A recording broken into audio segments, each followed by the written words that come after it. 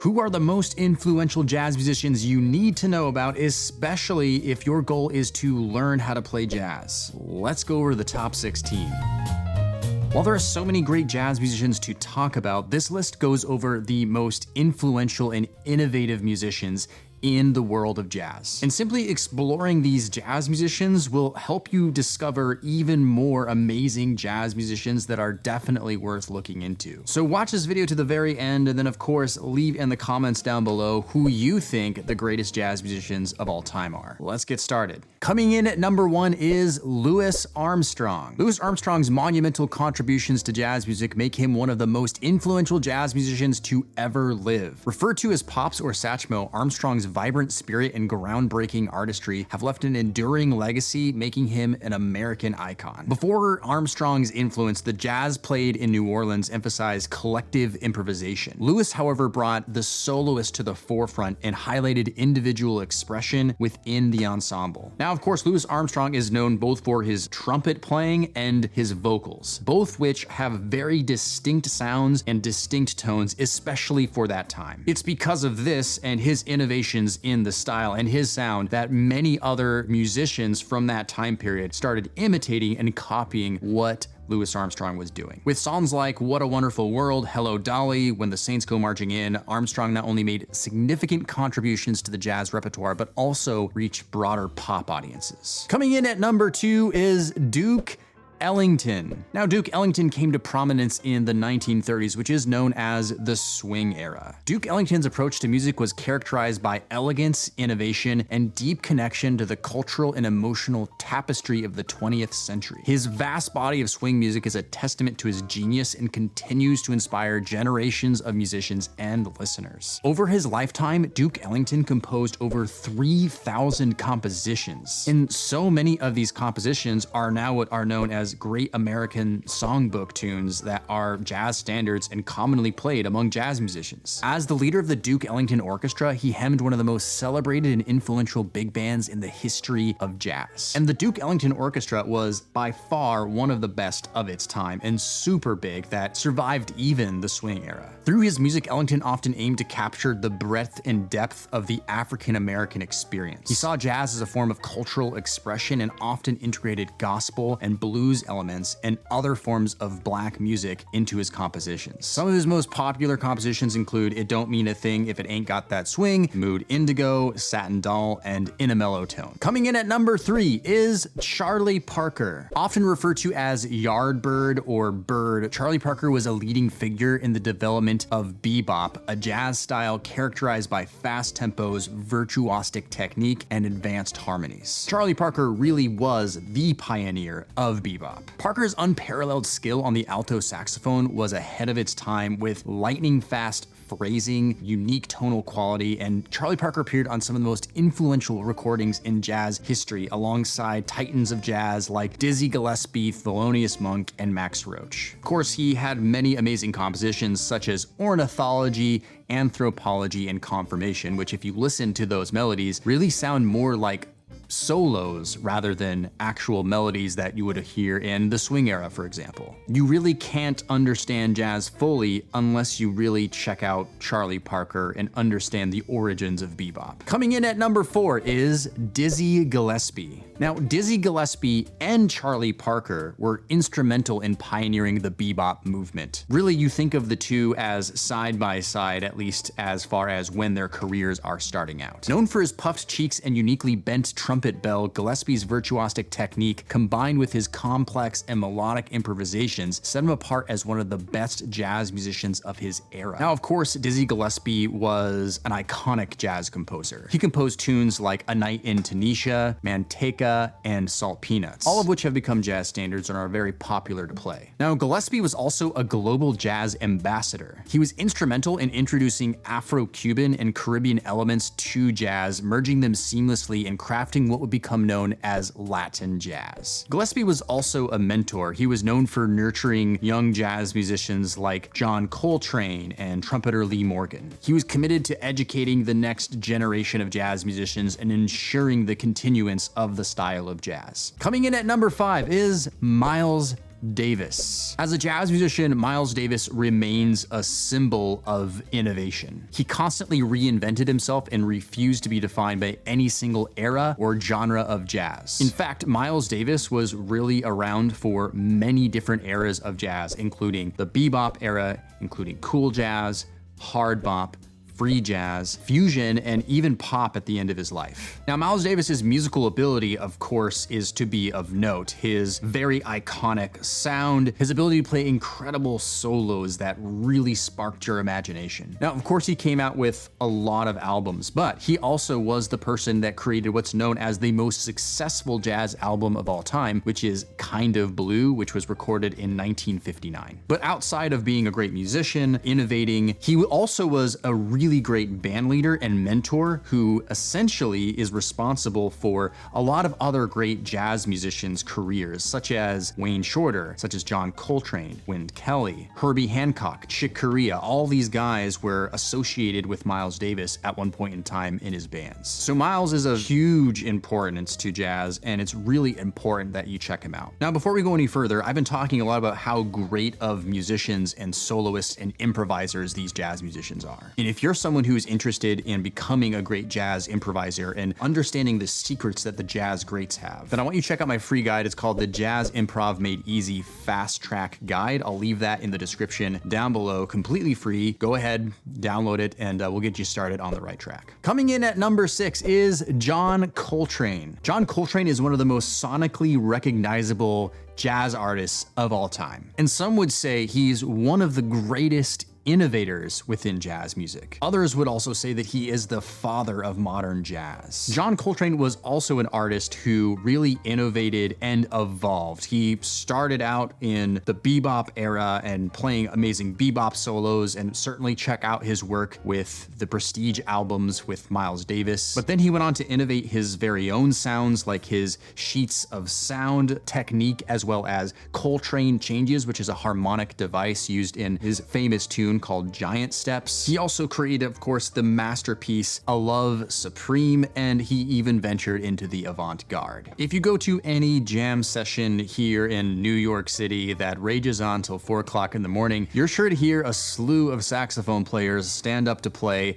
and a lot of them are going to have some sort of John Coltrane influence. That's just how powerful John Coltrane is in the genre of jazz. Number 7 is Ornette Coleman. Ornette Coleman's fearless exploration into uncharted musical territories made him one of jazz's most innovative and controversial figures. Specifically, he was the trailblazer of what's known as free jazz. Now, free jazz can look a little bit different, take on a few different identities, but the way that Ornette Coleman was playing free jazz was this idea that we don't need to be bound to a harmonic structure. In fact, if you listen to a lot of his music, it's really bound more by melody and time. And of course, free jazz has gone a lot of different places since then, such as the avant-garde, such as the abandonment of even rhythm and time. Another great thing about Ornette Coleman is his distinct sound. He actually played a plastic saxophone, but it had this incredibly passionate, deep, earthy sound that really can only be defined by Ornette Coleman. The most iconic album you should listen to is his 1959 album called The Shape of Jazz to Come. Will really give you a good idea of what he was all about. Coming in at number 8 is Mary Lou Williams. Mary Lou Williams' lifelong contributions to the genre as a jazz pianist, singer, and composer, combined with her role of trailblazing for female musicians, ensure her place as one of the greatest jazz artists of the 20th century. From blues to classical music, swing, bebop, and sacred jazz, Mary Lou Williams could play and adapt and contribute meaningfully to various styles of music. Her compositions and arrangements were sought after by leading band leaders, solidifying her place as a key architect in the development of jazz. She was an incredible jazz pianist and a really good arranger. But of course, her presence paved the way for future female jazz musicians. She was also a mentor and an innovator as well. She was a central figure during the development of of bebop, mentoring and collaborating with emerging icons like Thelonious Monk, Bud Powell, Dizzy Gillespie, and her apartment in New York became a hub for these artists to workshop their revolutionary ideas. Later in her life, Mary Lou Williams focused on educating the next generation of jazz musicians. She established the Mary Lou Williams Foundation, ensuring that the future of next artists had access to education and resources. Coming in at number 9 is Thelonious Monk. Thelonious Monk's unique piano style and unmistakable approach to jazz is one of the genre's most profound contributors. For one, he was a very pioneering composer. He composed tunes like Round Midnight, Blue Monk, Straight No Chaser, Well You Needn't, songs that revolved around harmony that perhaps wasn't as common at that time. But of course, he's really well known for his unique playing style. He incorporated a highly percussive attack with unexpected pauses, dissonant harmonies, and angular melodies. His improvisational approach, marked by its idiosyncratic rhythms and innovative use of space, was unlike any of his contemporaries. Clearly, Thelonious Monk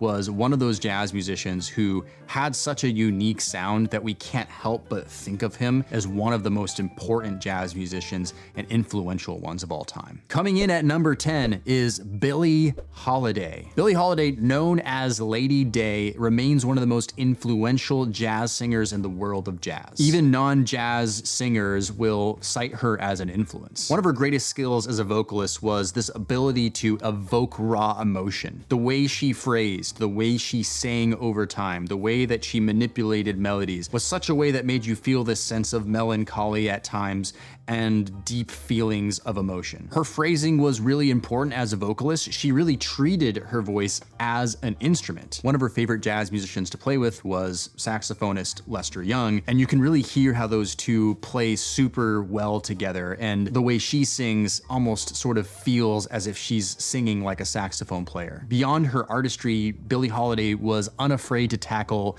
big, challenging subjects. A recording of Strange Fruit, a poignant song about lynching in the American South, remains one of the most harrowing and politically charged songs in the history of American music. Number 11 is Ella Fitzgerald. You could perhaps say that Ella Fitzgerald is one of the most influential jazz singers of all time, perhaps alongside Frank Sinatra, who of course had a bigger effect also within the general pop music world. Ella Fitzgerald was truly what we would call a virtuoso. She had an astonishing range and could easily execute complex melodic lines. This allowed her to traverse genres from sultry ballads to intricate bebop tunes. Though not the first to use scat singing, Fitzgerald elevated this into an art form. She was really able to sing just like any saxophone, trumpet, guitar, piano player could back in that time playing bebop lines. Truly, if you want to understand the world of jazz vocals and the innovation behind all of that, then Ella Fitzgerald is a must. Coming in at number 12 is Wes Montgomery. Wes Montgomery is probably one of the most recognized and respected jazz guitarists of all time. While guitarists like Charlie Christian may have started out the whole popularization of jazz guitar as a soloing instrument, artists like Wes Montgomery are the folks that really everybody started trying to copy because of how good they were. The remarkable thing about Wes Montgomery is he was mostly just self-taught, and he started his career a little bit later on in life. Famously, Montgomery played with his thumb rather than a pick, and he also really popularized this idea of soloing using octaves and chords. Important albums to check out: The Incredible Jazz Guitar of Wes Montgomery, Full House, and one of my personal favorites, Smoking at the Half Note with Wynton Kelly. Number 13 is Art Blakey. Art Blakey's legacy in jazz and jazz drumming is monumental. Through his band, Art Blakey and the Jazz Messengers, jazz drumming and mentorship, he helped change the direction of modern jazz. Art Blakey co-founded the Jazz Messengers band with Horace Silver. And though the members of the band changed throughout the years, Art Blakey was always the signature member throughout many years. Now, Art Blakey, of course, was an amazing jazz drummer, one worth talking about, but he also was a really big icon in what's known as hard bop. Hard bop being this post-bop style that is a little bit more in blues and kind of a gospel approach to playing bebop. Similar to Miles Davis, his role as a band leader resulted in many other great jazz musicians' careers coming to light, like Lee Morgan, Wayne Shorter, Freddie Hubbard, Keith Jarrett, and Wynton Marsalis. So because of Art Blakey, we have so many other really great jazz musicians to check out, and if you really dig into his work, you're going to discover a lot of other important jazz musicians. Number 14 is Chet Baker. Chet Baker's mellow trumpet sound and uniquely haunting vocals left an unforgettable mark on jazz music. Now, something really important about Chet Baker's style is he was the embodiment of what's known as cool jazz, which was this post-bop style of jazz that emerged more so on the West Coast of the United States, characterized by more relaxed tempos and a lighter sound. Think of other musicians in this era like Dave Brubeck and Paul Desmond. Now, of course, beyond his trumpet playing, he had a very unique voice. And truly, it's the combination of his trumpet playing and his singing that has made him worldwide famous, like singing songs such as My Funny Valentine and Let's Get Lost. Number 15 is Sonny Rollins. Now, Rollins is one of the most dominant figures in a long line of accomplished jazz saxophonists. He had a robust sound, unique improvisational ideas that really set him apart from many other jazz saxophonists. And he had numerous jazz recordings that have become so important in the world of jazz, such as Saxophone Colossus, which includes the track St. Thomas, which has this calypso groove. He's also known for taking different hiatuses throughout his career, most famously when he spent a year or so practicing on the Williamsburg Bridge in New York City as not to disturb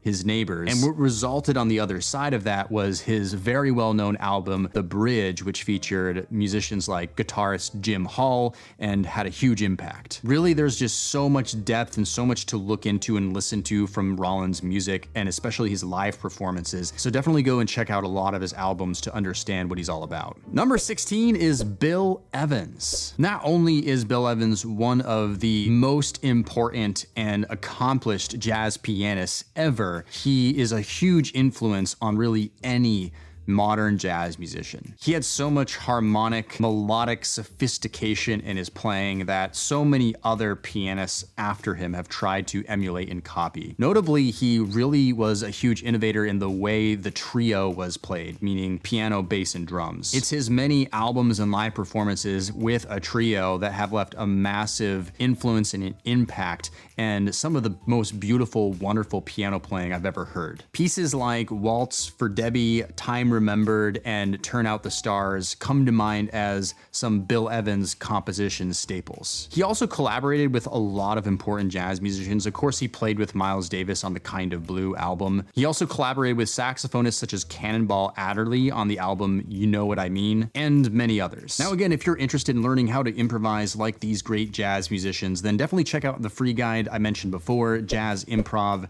Made Easy Fast Track Guide. I'll leave that in the description down below. And I'd also love to hear from you, like, hey, what do you think? Who do you think are the greatest jazz musicians of all time? Because definitely there are many, many more worth mentioning. So fill up those comments below with all sorts of musicians that you think are worth listening to. Now, after watching this video, you might think, hey, what are some great albums to listen to? Well, on the screen right now, I have the most important and the best jazz albums of all time that you absolutely need to listen to. So check out that video next. If you found this video helpful, please like it, please subscribe to the channel, and we'll see you in the next video.